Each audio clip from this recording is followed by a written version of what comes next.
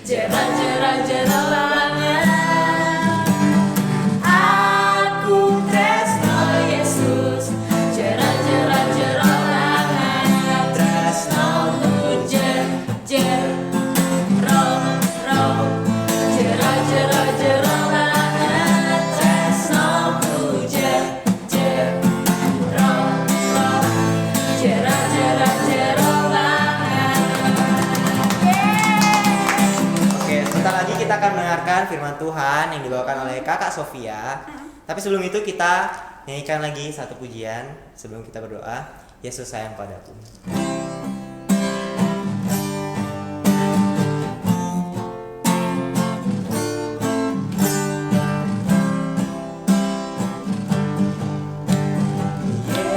Sayang padaku, Alkitab mengajar.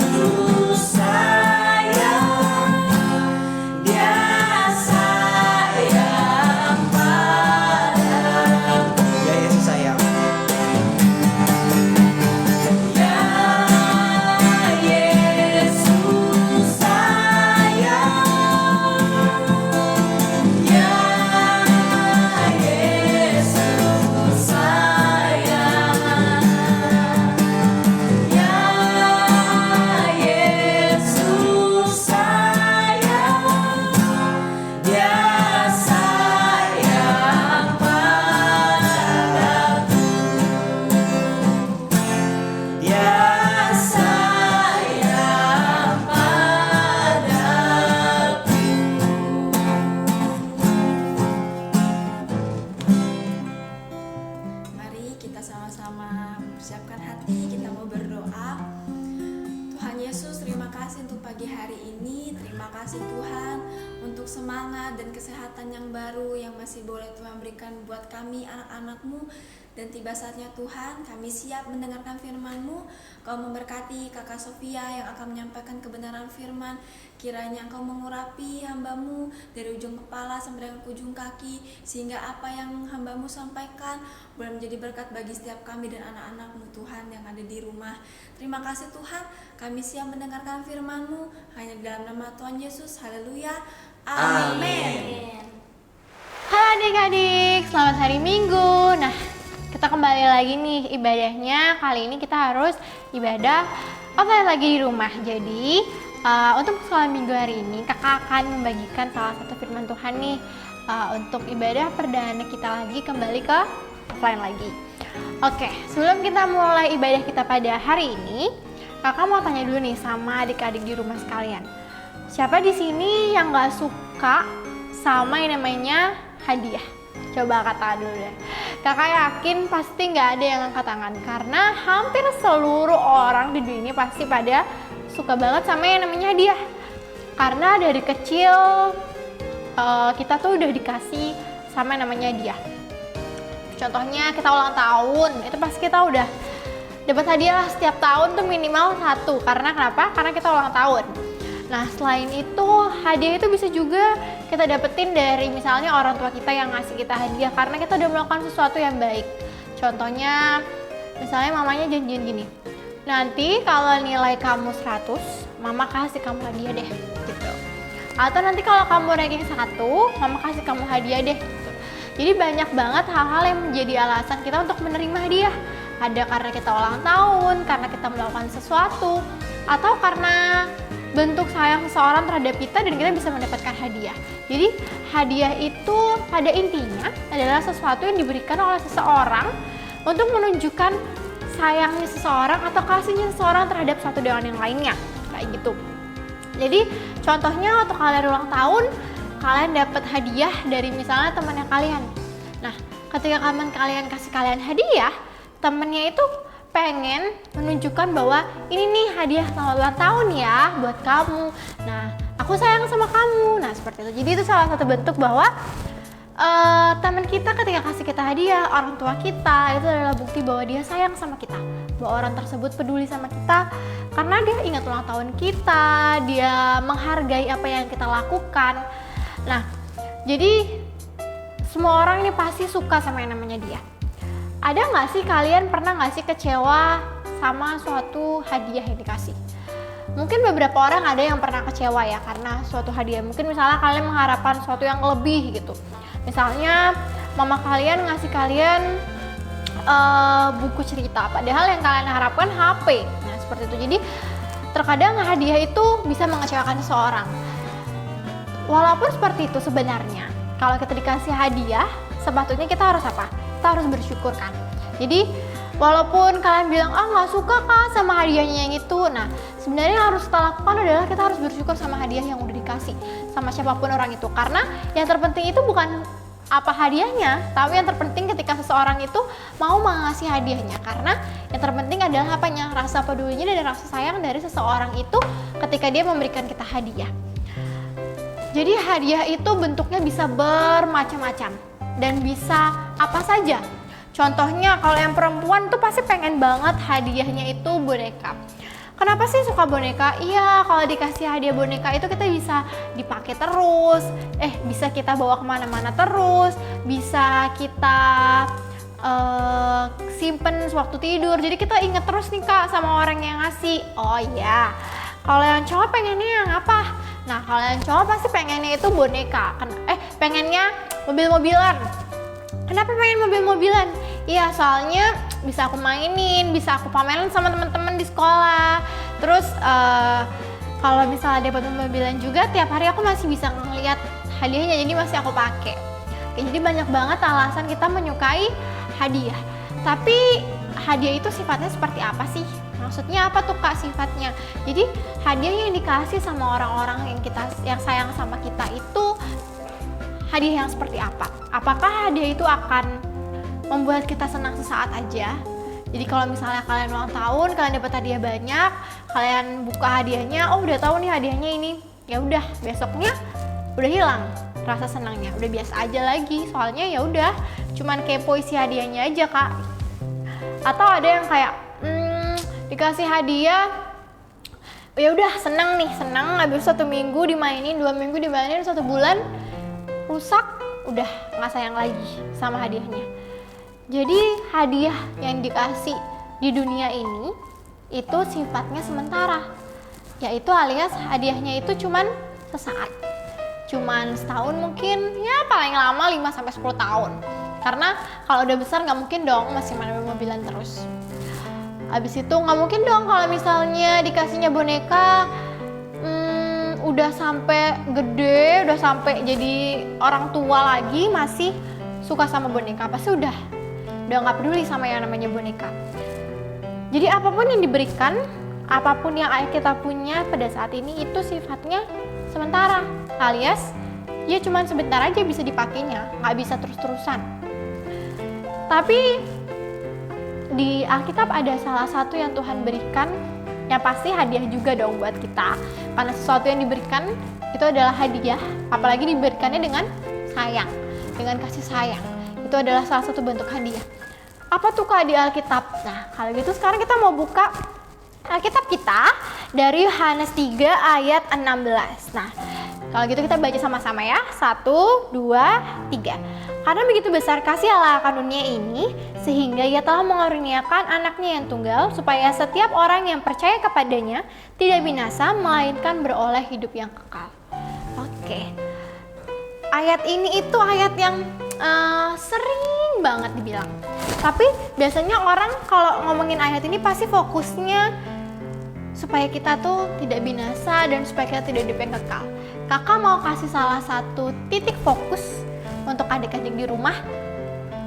Kalau misalnya adik-adik di rumah belum terlalu paham kak, hidup kekal itu seperti apa sih? Kak, hidup tidak binasa itu seperti apa sih maksudnya? Nah, untuk adik-adik di rumah kita fokus dulu ke kata ini. Karena begitu besar kasih Allah akan dunia ini, sehingga Ia mengaruniakan anaknya yang tunggal. Kita tadi belajar bahwa kasih hadiah itu adalah bentuk apa? Bentuk rasa sayang. Jadi di sini Tuhan Yesus bilang apa? Di Alkitab Tuhan Yesus bilang karena begitu besar kasih Allah. Berarti Allah itu mau memberikan hadiah buat kita karena Dia mengasihi kita. Sama seperti ketika kalian mengasihi hadiah ke seseorang, itu kalian berikan karena kalian mengasihi seseorang itu. Nah, ketika Tuhan bilang karena begitu besar kasih Allah kan dunia ini, Tuhan ngasihnya apa? Mengaruniakan anaknya yang tunggal. Biasanya kalau kita ngasih sesuatu ke orang, kita ngasihnya kan yang bersifat sementara, yang tadi kakak bilang. Tapi di sini ibaratnya itu mama kalian ngasih kalian ke orang lain. Atau kalau kalian bayangin deh, kalian nanti misalnya punya anak satu-satunya yang kalian pasti sayang, tapi kalian malah harus ngasih anak itu ke orang lain. Yang belum tentu orang lainnya ini itu bersyukur atas apa yang udah dikasih sama Tuhan. Bersyukur sama apa yang udah kalian kasih. Aku udah ngasih kamu anakku, kamu nggak bersyukur, gitu. Nah jadi di sini kita lihat bahwa Tuhan itu emang sayang banget. Karena yang Dia kasih itu bukan cuma boneka yang bisa dibeli pakai uang. Yang dikasih itu bukan cuman permen yang sekali lahap habis. Yang dikasih itu bukan minuman-minuman boba-boba yang ya udah seneng, kalau udah habis ya udah habis. Tapi yang dikasih itu adalah anaknya Dia, yaitu Tuhan Yesus. Jadi Tuhan Allah memberikan Tuhan Yesus itu buat kita, anak yang Dia sayang, tapi Dia kasihnya ke orang yang Dia lebih sayang. Jadi Tuhan Yesus mau bilang, Tuhan Allah mau ngasih tahu ke kita bahwa sayangnya Tuhan Allah ke kita itu nggak main-main.